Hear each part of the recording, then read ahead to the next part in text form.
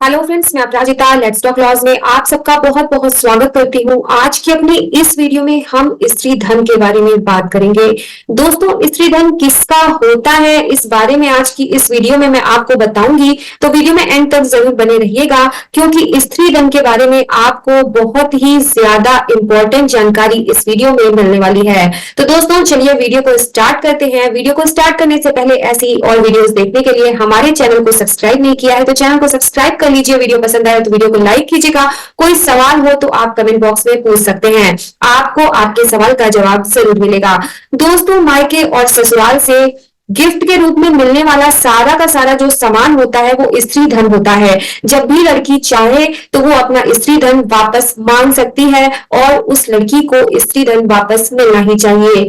दोस्तों, स्त्री धन को वापस ना करना लड़की के मांगने पर एक अपराध है और लड़की जब भी मांगे तो उसे उसका स्त्री धन लौटाने के लिए उसका पति या उसके सास ससुर लायबल होते हैं। आज की वीडियो में मैं आपको इसी बारे में बताने जा रही हूँ और बहुत ही ज्यादा डिटेल से बताने जा रही हूँ। दोस्तों, दहेज हमारे समाज के लिए एक अभिशाप है और जनरली ये धारणा हमारे समाज में है कि दहेज वो चीज है जो लड़की के मायके वाले लड़की को शादी के समय देते हैं, वो सब दहेज है। लेकिन कानून में दहेज का मतलब होता है वो हर सामान, गहने, कैश, प्रॉपर्टी जो शादी के पहले, शादी तय होने के बाद या फिर शादी के बाद जबरदस्ती धमकी देकर, ताने देकर या फिर किसी प्रकार की लड़की को शारीरिक प्रताड़ना देकर लड़की और उसके परिवार वालों से वसूला जाता है, वो दहेज होता है। लड़की के परिवार वाले, रिश्तेदार या रिलेटिव्स या लड़की के फ्रेंड्स उसे अपनी मर्जी से अगर कोई गिफ्ट देते हैं या कोई उपहार देते हैं तो वो स्त्री धन होता है। तो फ्रेंड्स, अब आप समझ गए होंगे कि स्त्री धन और दहेज में डिफरेंस क्या होता है। स्त्री धन में किसी प्रकार की जोर जबरदस्ती नहीं होती है।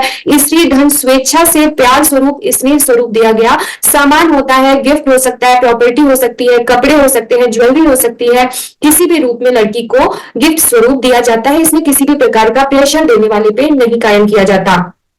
अब दोस्तों, अगर शादी के बाद पति मांगने के बावजूद पत्नी को स्त्री धन नहीं देता है, मान लीजिए कि लड़की ने स्त्री धन को, अपनी ज्वेलरी वगैरह को पति की कस्टडी में दे दिया था और जब लड़की मांगती है तो पति स्त्री धन को लौटाने से मना कर देता है, तो ये अमानत में खयानत होता है। दोस्तों, आईपीसी की धारा 405 और आईपीसी की धारा 406 के अंतर्गत ये एक संगीन अपराध होता है। लेकिन इसको साबित करने के लिए दो ऐसी बातें हैं जो बहुत ही ज्यादा इंपॉर्टेंट हैं। दोस्तों, सबसे पहली बात कि वो जो स्त्री धन है, यानी कि वो जो ज्वेलरी है, पैसा है, कैश है, वो जो भी कुछ है स्त्री धन, वो पति के पास होना चाहिए और पति उसे अपनी मर्जी से खर्च कर चुका हो या उड़ा चुका हो या मांगने पर लड़की को वापस ना करे। ये दो कंडीशन अमानत में खयानत के लिए होती हैं। अब बात करते हैं अमानत में खयानत आखिर होता क्या है। दोस्तों, भाई शेर जंग सिंह बनाम वीरेंद्र कौर 1979 के केस में पंजाब तथा हरियाणा कोर्ट ने ये कहा था कि ये हो सकता है कि शादी में कुछ सामान दोनों को सामाजिकता के तहत दिए गए हो, लेकिन जो सामान सिर्फ पत्नी को दिए गए हैं, जैसे कि गहने हो गए, कपड़े हो गए, कैश हो गए, प्रॉपर्टी हो गई, तो ये सब उसके मांगने पर पति को वापस करना होगा और ऐसा ना करना अमानत में खयानत माना जाएगा। ये अपराध उसी दिन हो जाता है दोस्तों जब पत्नी अपनी स्त्री धन की मांग करती है और उसको स्त्री धन नहीं लौटाया जाता। दोस्तों, ये केस उस व्यक्ति पर होगा जिसके पास सामान रखा हुआ था, मगर यदि उसने नहीं दिया, यानी कि ससुराल पक्ष के लोगों पर, या जैसे मान लीजिए कि सास ससुर के पास में स्त्री धन रखा हुआ था, मांगने पर उन्होंने नहीं दिया, या पति के पास रखा हुआ था, मांगने पर उसने नहीं दिया, तो ये अमानत में खयानत माना जाएगा।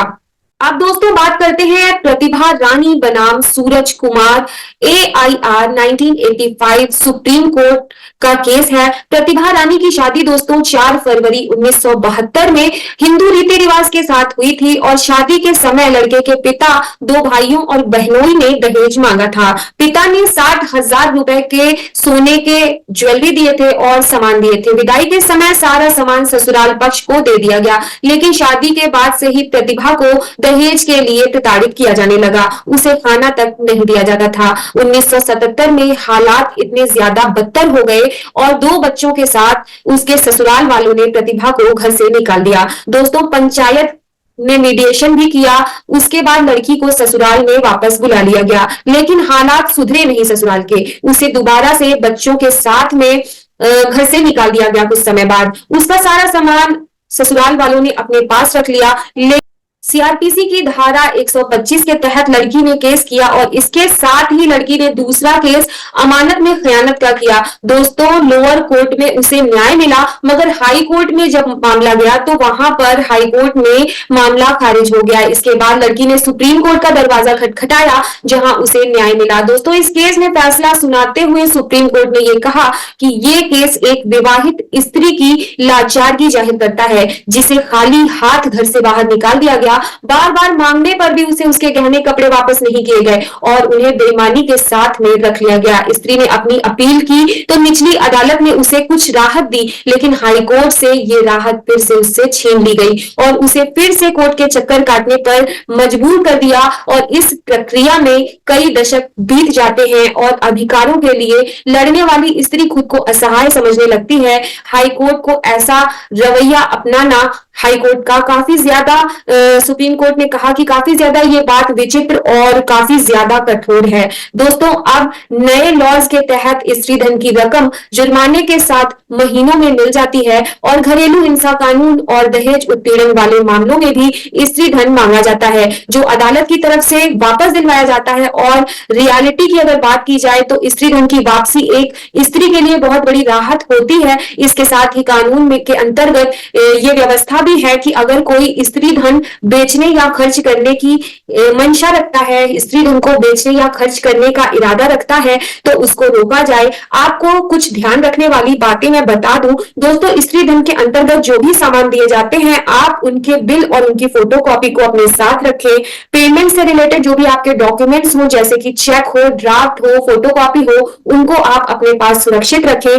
इसके साथ ही सामान जो भी आपके स्त्री धन की कैटेगरी के हैं, उन सामानों की एक आप लिस्ट बना लें और उन सामानों की शादी के समय आप फोटोग्राफी एंड वीडियोग्राफी भी जरूर करवाएं, जिसे हमेशा आप अपने पास सुरक्षित रखें। दोस्तों, स्त्री धन से संबंधित ये वीडियो आपको पसंद आई हो तो वीडियो को लाइक कीजिएगा। कोई भी प्रश्न हो तो आप कमेंट बॉक्स में मुझसे पूछ सकते हैं। फिर मिलती हूँ नई इंफॉर्मेटिव वीडियो के साथ। ऐसी और वीडियो देखने के लिए लेट्स टॉक लॉज को जरूर सब्सक्राइब कर लीजिए। Till then, bye bye.